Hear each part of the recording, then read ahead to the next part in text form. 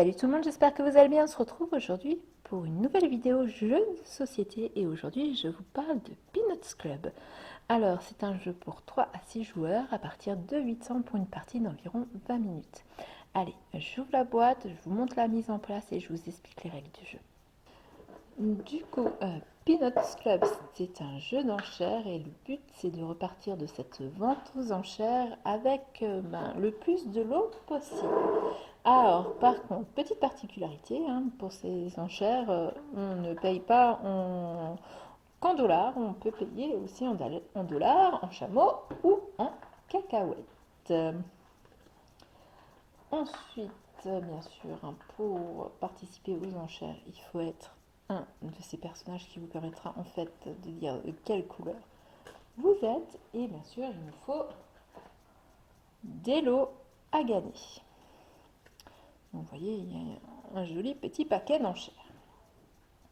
Donc, pour la mise en place, donc pour commencer, vous prenez la pile de monnaie que vous posez au centre de la table. Et donc, chaque joueur va venir piocher 2 cartes par 2 cartes et s'arrêter à partir du moment où il a en main 35 unités. Donc peu importe que ce soit des chameaux, des cacahuètes, des billets, on va venir additionner toutes les cartes jusqu'à ce qu'on arrive à un montant de 35. Alors je vais faire ça plus vite, pour que ça aille plus vite. Donc là, je mets tout ça en place et je vous montre les mains après, parce que sinon ça risque d'être un petit peu ennuyant pour vous. Donc voilà, tout le monde est arrivé à plus de 35, parce que du coup vu que c'est 2 par 2, même si vous avez atteint les 35, vous prenez quand même 2 cartes et donc les billets vont de 1 à 5. Enfin les billets. Les cartes vont de 1 à 5 et donc vous voyez là j'ai du dollar, des cacahuètes, très peu de chameaux par contre et voilà. Et vous voyez donc ça joue aussi, par exemple il y a certains qui vont avoir plus de cartes que d'autres parce que en fait ils vont avoir plus de cartes 1 que de cartes 4. Donc voilà pour la première étape. Ensuite, on mélange les cartes des valeurs de monnaie et on les place face visible pour tout le monde. Donc, ça nous donne l'ordre en fait. Donc là, la monnaie la plus faible pour cette partie, c'est le dollar. Au-dessus du dollar, on a les chameaux et la monnaie la plus forte, ce sera les cacahuètes. Ensuite, on mélange les cartes collectionneurs, donc c'est les joueurs. Et chaque joueur va piocher une carte au hasard. Voilà.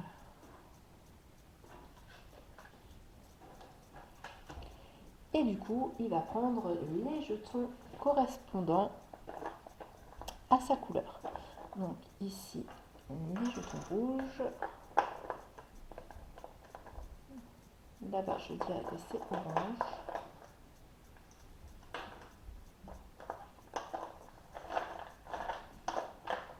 Tiens, il me manque des jetons rouges. Ils sont cachés. Voilà. Donc il y a 5 jetons normalement par joueur.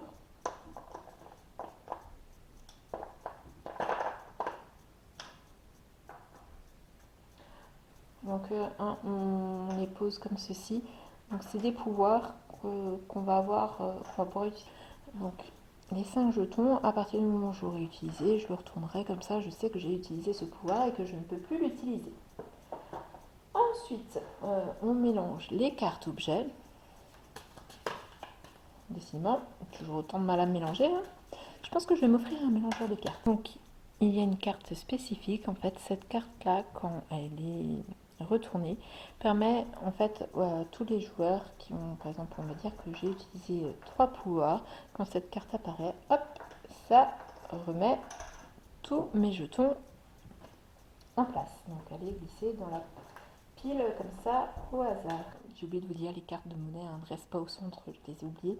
Mais on ne joue qu'avec les cartes qu'on a en main, on ne peut plus se recharger en argent. On est venu à la vente aux enchères avec ça et on pourra tout dépenser, mais on ne pourra pas passer au distributeur pour récupérer.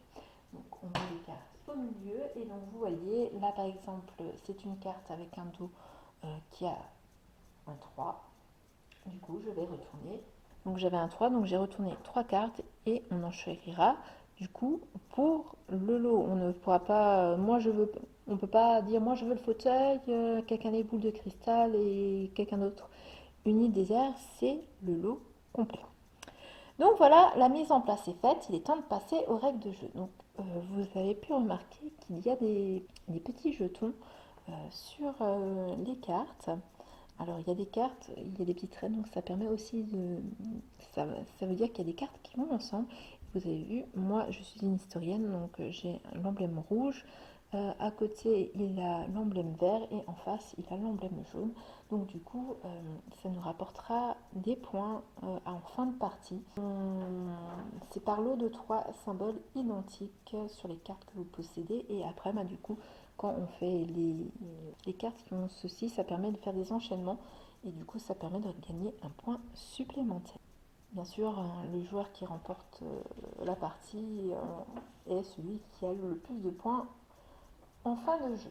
Donc la partie prend fin quand on a plus d'objets à mettre aux enchères ou quand tous les joueurs n'ont plus de cartes monnaie dans les mains. Je vous explique les jetons et après je vous expliquerai comment on joue. Donc le jeton abracadabra, on peut jouer ce jeton au moment où on a remporté l'enchère et il nous permet de multiplier la valeur d'une de nos cartes utilisées pour payer. Donc vous voyez, on a un petit x2 dessus. Et en fait, par exemple, j'utilise, par exemple, pour ce lot-là, je devais payer 8 cacahuètes. Et bien du coup, au lieu de donner 2 cartes, j'utiliserai mon jeton abracadabra sur ma carte 4 cacahuètes. Je le retournerai, je défausserai bien sûr mes cacahuètes et je prendrai le lot devant moi. Donc j'ai oublié de vous dire, hein, l'étoile c'est un joker, il remplace un autre symbole. Donc voilà, je les mets devant moi et on reprend. Donc l'enchère suivante sera un lot de 2. Donc voilà. Donc le niet. Alors ce joueur, quand on joue ce jeton, on le joue sur une des cartes valeurs et ça veut dire que cette valeur-là n'existe plus. Donc pour cette enchère par exemple, on ne pourra plus utiliser de chameau. Pour le crash, lorsqu'un joueur joue ce jeton, et ben, le jeton crash vous permet de changer la valeur d'une monnaie. Par exemple, je décide que maintenant le dollar est la monnaie la plus forte. Donc du coup, les autres descendent. Donc maintenant, le chameau est la valeur la moins forte, suivi des cacahuètes. Et pour finir, les dollars. Mais je ne peux changer la valeur que de une carte. Donc j'aurais pu très bien la mettre au milieu. Mais je ne peux pas, par exemple, décider que maintenant la cacahuète vaut moins que le chameau et mettre le dollar tout en haut. Je ne peux pas changer la valeur de 2. Si je veux que le dollar soit plus fort, je dois laisser l'ordre des autres et passer le dollar au-dessus. Alors, le jeton convert, il me permet, en fait, alors convert me permet au moment de payer mon enchère, donc j'ai remporté l'enchère, je dois payer, mais sauf que par exemple, disons que c'était 2 dollars et que je n'ai plus de dollars, donc je peux modifier, du coup je peux utiliser n'importe quelle carte de monnaie pour payer mon enchère. Ensuite, à la carte, bah, tout simplement, bah, c'est comme l'annonce le jeton.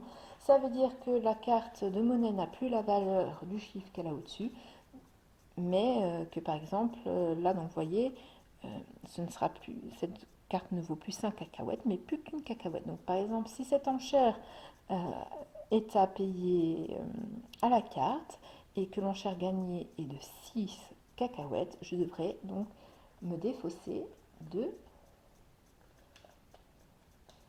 6 cacahuètes, peu importe leur valeur. Donc voilà, pour les jetons. Et maintenant vous allez me dire, mais tu nous as pas expliqué le plus important, comment on fait pour remporter une enchère. Alors déjà, alors vous allez voir, c'est très marrant. Bon, alors ce sera moins drôle parce que je suis toute seule, donc je ne peux pas faire la vraie ambiance de jeu, mais on enchérit tous ensemble.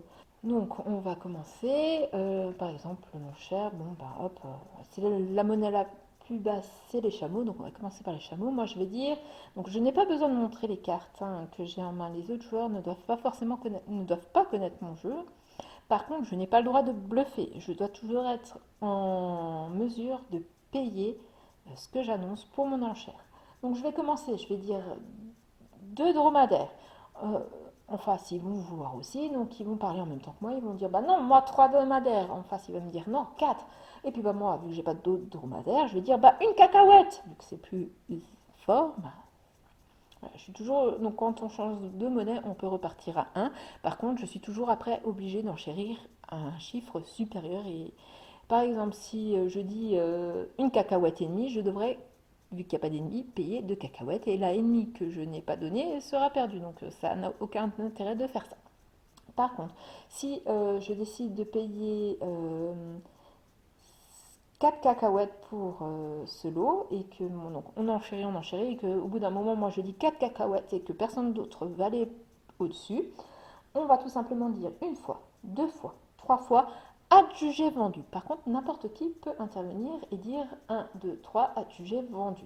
Quand on est, bien sûr, on ne peut pas le faire quand les enchères continuent, mais si vous estimez qu'il n'y a plus personne qui enchérit, qu'ils hésitent trop pour que la partie ne s'éternise pas, vous pouvez dire un, 2, 3, adjugé vendu. Bien sûr, quelqu'un peut intervenir avant la fin de la phrase et décider d'enchérir une dernière fois. Donc, on a dit que je paye 4 cacahuètes pour ce lot. On a dit un 2 3 adjugé vendu. J'ai remporté l'enchère.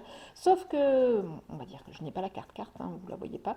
Je dois payer 4 cacahuètes. Et ben, plutôt que payer une carte 3 et payer une carte un qui me ferait perdre une carte et peut-être me manquerait pour une autre enchère, je peux décider de payer avec mon 5. Par contre, on est aux enchères, on ne rend pas la monnaie, donc je perds une cacahuète. Donc après, c'est à vous de voir suivant comment vous voulez jouer.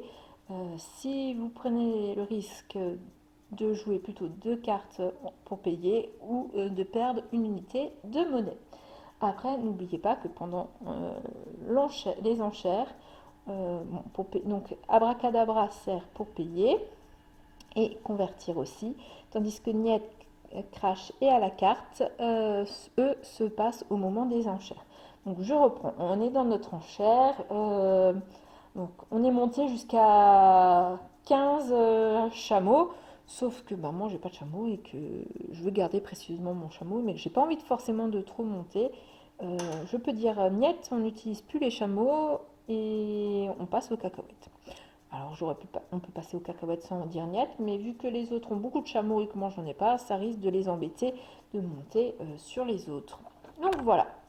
Et donc ainsi de suite, on va faire nos lots et on va jouer nos enchères jusqu'à arriver à la fin de la pile. Donc bien sûr, hein, vous vous rappelez, si à un moment cette carte-là apparaît, bien sûr on retourne tous nos jetons. Donc il faut les utiliser aussi de temps en temps, n'hésitez pas. Hein. Mais par contre, jouez-les intelligemment parce que vous ne pouvez pas les retourner n'importe quand. Et donc à chaque fois, la carte de combien d'objets sera composé le lot. Donc voilà, je crois que je vous ai tout dit, à part comment compter les points, même si je vous ai un petit peu dit tout à l'heure, je vais essayer de vous montrer avec plusieurs lots. Donc on va dire que donc, la partie est finie. Moi, j'ai remporté tous ces lots aux enchères.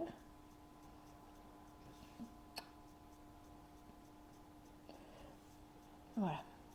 Donc, on va compter par lot de 3. Donc là, ça fait 1, 2, 3. Donc ça me fait 3 points. Mais sur ces cartes, j'ai un jaune, mais j'ai pas d'autre jaune. Donc celui-ci ne comptera pas. J'ai un antique, donc attention, mais j'en ai que 2. Je peux décider d'utiliser le bonus là, et du coup ça me fait 3, donc ça me fait nouveau 6 points. Et en noir, vous voyez, 1, 2, 3. Ça me fait nouveau un lot de 3. Donc ça me fait 9 points. Vous voyez, et là j'ai encore un lot de rouge, donc ça me fait 12 points. en vert, vous voyez, j'en ai que deux. Je n'ai qu'un comme ça, donc voilà. Ensuite, j'ai droit à un point supplémentaire par symbole luxe ou antique. Donc les symboles luxe, ce sont les petits diamants et les antiques, ce sont les petites tours. Donc j'étais à 12 points, donc ça me fait 13, 14, 15, 16, 17. 17 points. Et ensuite, j'ai le droit encore de marquer un point par chaque symbole identique à ma carte de collection. Donc les rouges, voilà pourquoi j'ai essayé d'avoir le maximum de rouges. Donc je ne sais plus à combien j'étais, je crois 15 ou 16, 17. Allez, on va dire 17, donc 17, 18, 19, 20, 21, 22, 23. Donc du coup, j'aurais marqué 23 points. Ben, l'autre côté, il a été trop frileux, il n'a pas remporté d'enchère, donc il n'a pas de points. Et de l'autre côté, il a remporté deux enchères, mais il n'a pas de lot. Donc ce serait moi qui remporte la partie. Donc voilà pour les règles de Peanuts Club. J'espère que c'était clair, que vous avez tout compris. Si vous avez des questions, n'hésitez pas à me les poser en commentaire. Je me ferai un plaisir d'y répondre. N'hésitez pas aussi à me dire si vous connaissiez Peanuts Club ou pas du tout. Je vous invite aussi à vous abonner à la chaîne et à activer la petite cloche pour ne pas louper mes prochaines vidéos. Et quant à moi, je vous dis à très bientôt pour une prochaine vidéo. Bye bye!